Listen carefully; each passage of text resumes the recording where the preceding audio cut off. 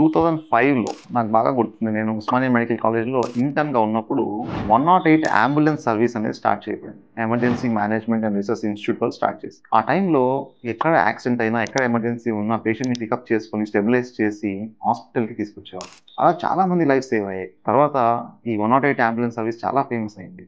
Almost 2010 కల్లా ఒక 12 states ఈ సర్వీస్‌ని అడాప్ట్ చేసుకున్నాయి. ఇప్పుడు ఆల్మోస్ట్ ఒక 35 స్టేట్స్ ఈ అంబులెన్స్ సర్వీసెస్‌ని అడాప్ట్ చేసుకొని నడుపుతున్నాయి. కాకపోతే ఇందులో చాలా ఛాలెంజెస్ ఉన్నాయి.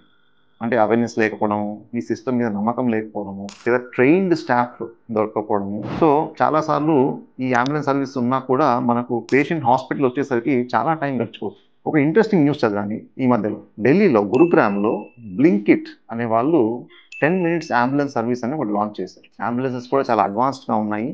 స్టాఫ్ కూడా చాలా బాగా ట్రైన్ అయ్యారు. కాకపోతే ప్రస్తుతానికి ఒక ట్రయల్ వాళ్ళ గురుగ్రామ్ అనే ఏరియాలో మాత్రమే ఒక 6-8 అంబులెన్స్ పెట్టి చేస్తున్నారు. హోప్‌ఫుల్లీ ఇట్లాంటి అంబులెన్స్ సర్వీసెస్ మనకి ఇండియా మొత్తం వస్తే చాలా బాగుంటుంది. ఎందుకంటే ఒక పేషెంట్‌ని మనం హాస్పిటల్‌కి తరలించే టైం తగ్గించినప్పుడు మీకు తెలిసే ఉంటుంది. చాలా డిసీజెస్‌లో మనకు గోల్డెన్ అవర్ అంటాం. అంటే వితిన్ 1 అవర్ మనం పేషెంట్‌ని హాస్పిటల్‌కి తీసుకురాగలిగితే మనం సేవ్ చేసే అవకాశం పెరుగుతుంది. సో, ఈ 108 అంబులెన్సెస్‌తో పాటు ఇలాంటి ఒక ప్రైవేట్ సర్వీసెస్ కూడా వస్తే డెఫినిట్‌గా మనం చాలా మంది పేషెంట్స్‌ని సేవ్ చేయొచ్చు.